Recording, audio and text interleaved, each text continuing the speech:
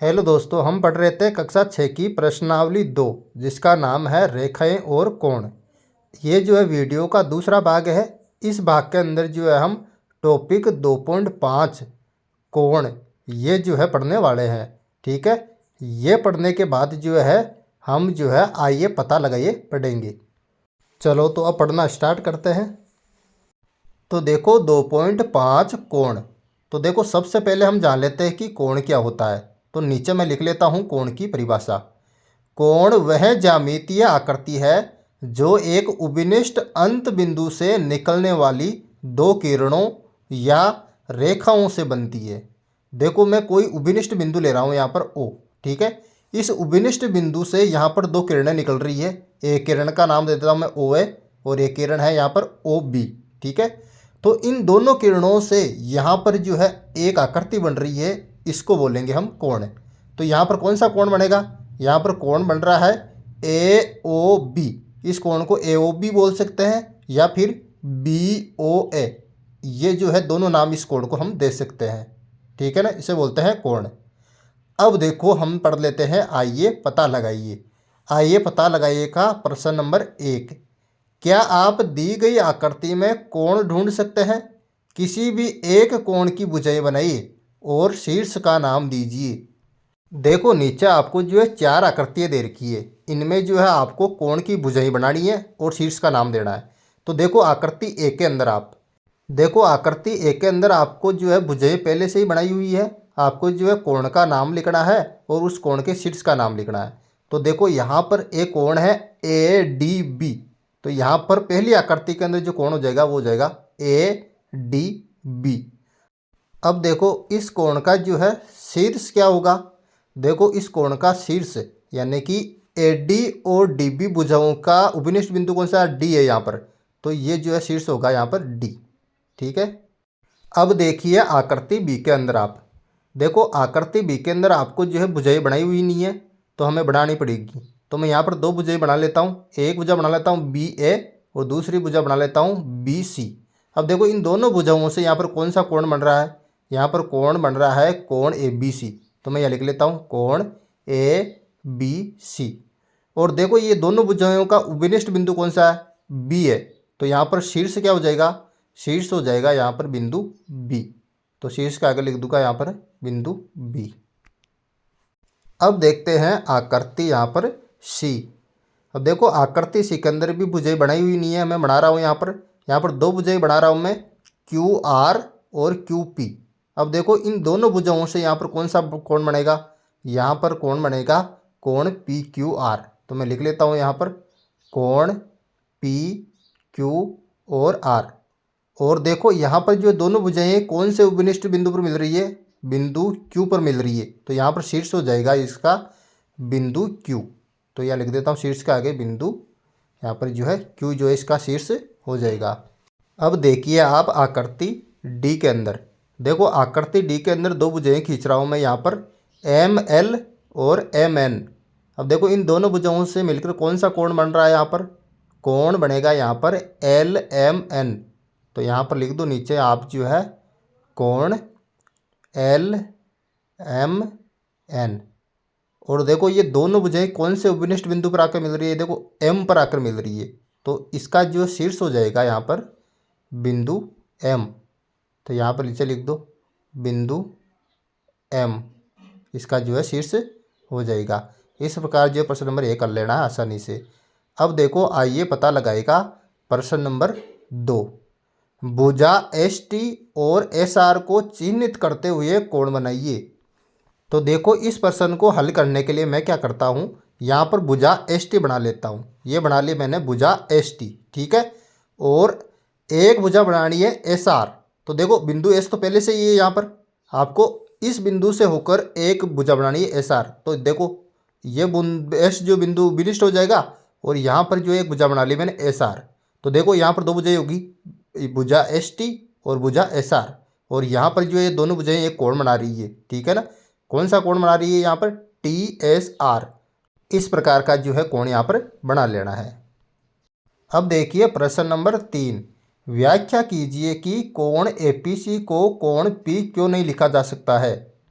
देखो अगर हम कोण P की बात करें, देखो बिंदु P कहाँ पर है, यहाँ पर देखो ये रहा, यहाँ पर कोण P बनेगा।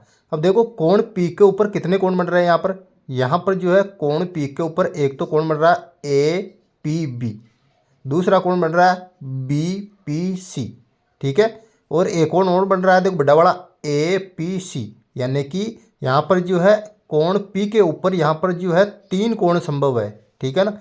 तो यहाँ पर अगर हम कोण P इसको लिख देंगे तो यहाँ पर जो हम अंदाज़ा नहीं लगा पाएंगे कि कौन से कोण की बात कर रहा है ये, ठीक है ना। तो हम जो है कोण APC को कोण P यहाँ पर नहीं लिख सकते। तो यहाँ पर दिख रहा हूँ मैं कारण कि कोण APC को कोण P इसलिए नहीं लिखा जा सकता क्योंकि P पर 3 कोण बन रहे हैं यहाँ पर। कोण P का अर्थ है कोण BPC भी हो सकता है, कोण APB भी हो सकता है, या कोण APC हो सकता है, ठीक है ना। तो इस प्रकार से आपको जो है आंसर इसका दे देना है। अब देखिए आप प्रश्न नंबर 4, नीचे दी गई आकृति में अंकित कोणों का नाम लिखिए।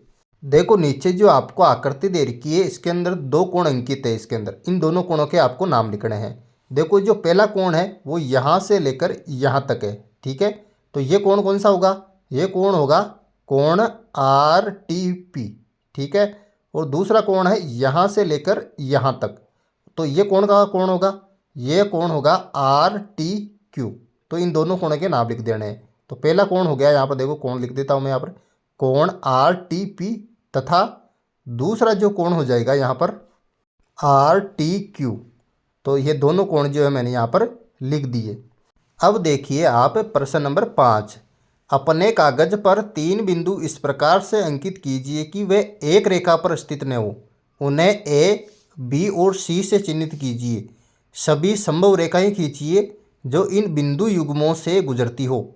इस प्रकार आपको कितनी रेखाएं प्राप्त होती है, उनके नाम बताइए। A, B और C का प्रयोग करते हुए आप कितने कोण बना सकते हैं, उन सभी के नाम लिखिए और आकृति 2.9 के अनुसार उनमें से प्रत्येक को एक चाप के साथ चिन्हित कीजिए।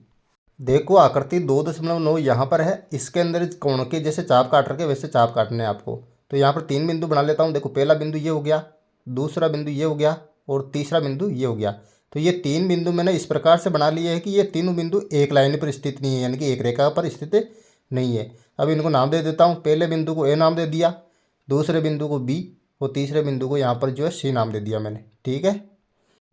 अब आपको क्या करना है, इन तीनों बिंदुओं से जितनी भी संभव रेखाएं खींची जा सकती है उन रेखाओं को खींचना है। तो देखो पहली रेखा में खींच रहा हूँ यहाँ पर AB, दूसरी रेखा खींच रहा हूँ यहाँ पर BC और तीसरी रेखा हो जाएगी यहाँ पर CA।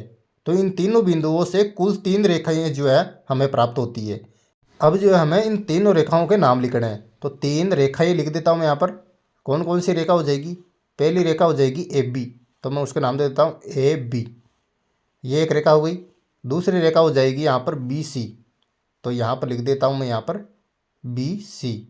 और तीसरी रेखा हो जाएगी CA, तो उसका नाम लिख दो यहाँ पर CA, यहाँ पर हो जाएगा तथा CA। तो ये 3 रेखाएं जो है खींची जा सकती है इन तीनों बिंदुओं से, और 3 ही कोण बना सकते हैं हम, ठीक है। तो उन तीनों कोणों के भी नाम आपको लिख देने नीचे। तो 3 कोण कौन से बन रहे हैं, A कोण तो बनेगा यहाँ पर देखो ABC, तो यहाँ पर हो जाएगा कोण ABC। और दूसरा जो कोण बनेगा वो बनेगा BCA, तो ये यहाँ पर हो जाएगा BCA। और तीसरा जो कोण बनेगा वो बनेगा CAB, तो यहाँ पर लिख दो कोण CAB, तो ये लिख दिया कोण CAB। और आकृति 2.9 के अनुसार मैंने यहाँ पर चाप भी काट दिया है कोणों के, ठीक है ना। इस प्रकार इसको 5वें प्रश्न को सॉल्व कर लेना है। अब देखो प्रश्न नंबर 6, अपने कागज पर 4 बिंदु इस प्रकार से अंकित कीजिए कि उनमें से 3 बिंदु एक रेखा पर न हो। उन्हें A, B, C और D से चिन्हित कीजिए। सभी संभव रेखाएं खींचिए जो इन बिंदु युग्मों से गुजरती हो। इस प्रकार आपको कितनी रेखाएं प्राप्त होती है, उनके नाम बताइए। A, B, C और D से कितने कोणों का नामकरण कर सकते हैं, उन्हें लिखिए और उनमें से प्रत्येक को आकृति 2.9 के अनुसार चाप द्वारा अंकित कीजिए। तो इस प्रश्न को हल करने के लिए मैं सबसे पहले 4 बिंदु बना लेता हूँ। पहला बिंदु, दूसरा बिंदु, तीसरा बिंदु और चौथा बिंदु। ये 4 बिंदु मैंने इस प्रकार से बना लिए हैं कि इनमें से 3 बिंदु एक रेखा पर स्थित नहीं है, ठीक है ना। अब इनको नाम दे देता हूँ मैं। पहले बिंदु को A नाम दे देता हूँ, दूसरे बिंदु को B नाम दे देता हूँ और तीसरे बिंदु को C और चौथे बिंदु को डी नाम दे देता हूँ। अब इन बिंदुओं पर जितनी भी संभव रेखाएं खींची जा सकती है उन रेखाओं को खींच लेता हूँ। देखो पहली रेखा जो खींची जा सकती है ए बी, दूसरी रेखा देखो बी सी, तीसरी रेखा सी डी और एक हो जाएगी ए डी रेखा। अब देखो एक रेखा खींची जा सकती है बी डी और एक रेखा खींची जा सकती है ए सी। तो इस प्रकार से जो है कुल 6 रेखाएं जो है इन 4 बिंदुओं से होकर गुजर सकती है, ठीक है ना। और कोणों को गिनो देखे, इनमें से कुल कोण बनेंगे वो बनेंगे यहाँ पर जो है 12। तो देखो यहाँ पर जो है हमें कुल 6 रेखाएं प्राप्त हो रही है, ठीक है। उन 6 रेखाओं के आपको जो है नाम लिख लेना है। पहली जो रेखा है वो हो जाएगी ए बी, ठीक है। दूसरी रेखा है वो हो जाएगी बी सी, तो यहाँ पर लिख लेता हूँ बी सी। और तीसरी रेखा हो जाएगी सी डी, तो यहाँ पर लिख लेता हूँ सी डी। चौथी जो रेखा हो जाएगी वो हो जाएगी डी ए, तो यहाँ पर लिख लेता हूँ डी ए। और पांचवी जो रेखा हो जाएगी वो हो जाएगी यहाँ पर बी डी, तो ये लिख लिया बी डी। और छठी जो रेखा हो जाएगी वो हो जाएगी ए सी, तो यहाँ पर लिख लूँगा मैं ए सी। तो इस प्रकार से जो है 6 रेखाओं का मैंने यहाँ पर जो है नाम लिख दिए हैं। अब जो है इससे जो है 12 कोण प्राप्त हो रहे हैं हमें। उन 12 कोणों के जो है नाम लिखना है, उस आप में मैं चाप भी काटता जाऊँगा। तो पहला जो कोण है वो बनेगा बी ए सी, तो लिख दिया कोण बी ए सी। और दूसरा कोण जो बनेगा वो बनेगा कोण सी ए डी, ठीक है। और तीसरा जो कोण बनेगा वो बनेगा कोण बी ए डी, ठीक है। अब जो है चौथा जो कोण बनेगा वो बनेगा सी बी डी। और पांचवा जो कोण बनेगा वो बनेगा कोण डी बी ए। और छठा जो कोण बनेगा वो बनेगा यहाँ पर जो है कोण सी बी ए। और सातवां जो कोण बनेगा वो बनेगा कोण डी सी ए। और यहाँ पर जो है आठवां जो कोण बनेगा वो बनेगा कोण ए सी बी। और यहाँ पर जो है नौवां जो कोण बनेगा वो बनेगा कोण डी सी बी। और 10वां जो कोण बनेगा वो बनेगा कोण ए डी बी। और 11वां जो कोण बनेगा वो बनेगा कोण बी डी सी। और 12वां जो कोण बनेगा वो बनेगा कोण ए डी सी। तो इस प्रकार से जो है कुल 12 कोण यहाँ पर प्राप्त होते हैं। Very simple.